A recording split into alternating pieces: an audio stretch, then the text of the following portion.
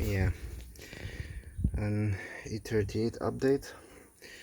I changed some suspension part in the front, like these control arms and all this shit. And look what I found on the right side. I had the knock, it was very annoying, and this is the most damaged control arm I ever saw on an E38 in my life. It's literally ripped apart, but the piece of the candy of the cake is this one. Look. Oh my god.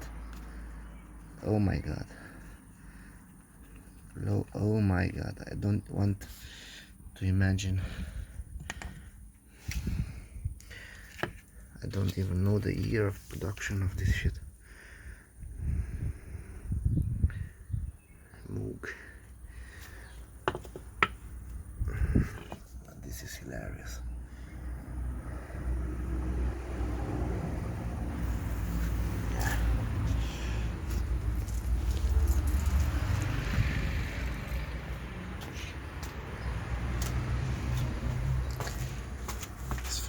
Here from the right side. That is literally hilarious, and I want to know how will be this one. Yeah.